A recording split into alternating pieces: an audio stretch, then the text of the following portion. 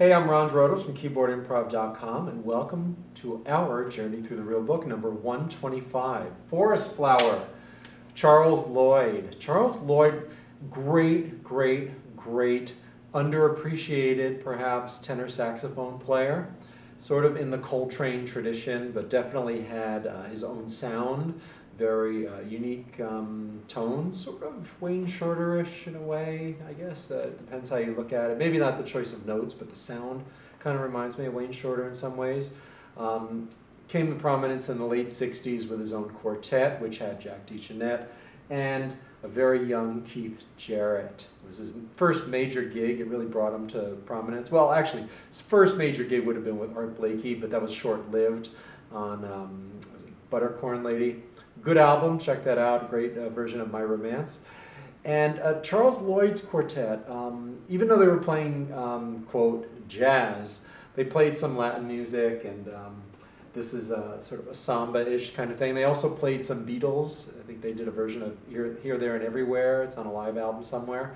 And they crossed over in a way that some of the jazz, they weren't really fusion, but it was in that sort of contemporary jazz sound of the 60s.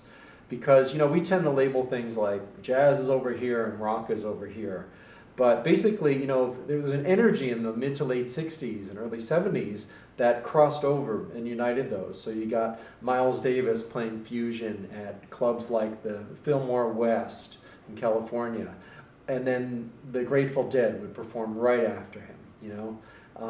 And they were, if you can read accounts from the Grateful Dead. Phil Lesh talks about just being on the speaker, you know, looking at Miles Davis from the side of the stage saying, what is this energy? We want to get this in the music.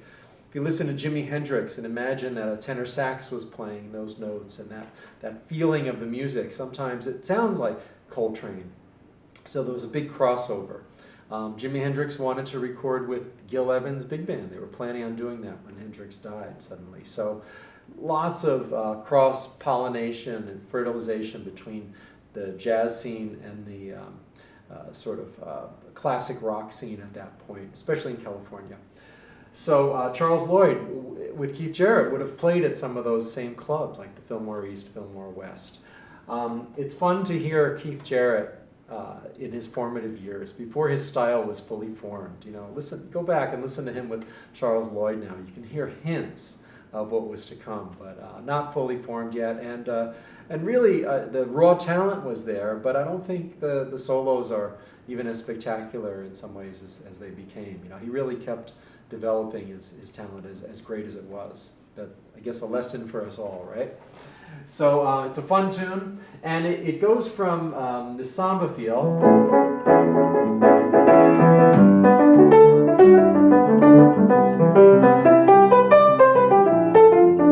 these major seventh chords kind of roving around, not really, quote, functional harmony, not too many 2-5-1s at the beginning, but then they go into the swing, and then a 2-5-1, and going from a Latin feel to that swing feel, sort of in the, I guess you can call this a little bit of a bridge here. It's very similar to what jazz musicians in the 50s would have been doing on Green Dolphin Street and I'll Remember April. Not uncommon to do that. So Charles Lloyd's writing a tune that sounded very contemporary and current for the late 60s, yet he's using some of the traditional jazz things as well. And then at the end it goes back to Latin. And it starts out in it's the same melody, just this D, almost like a one-note samba, but then the chords go different places. And then you go up by minor thirds. Before resolving to see, where does that come from? Here we go, Forest Flower.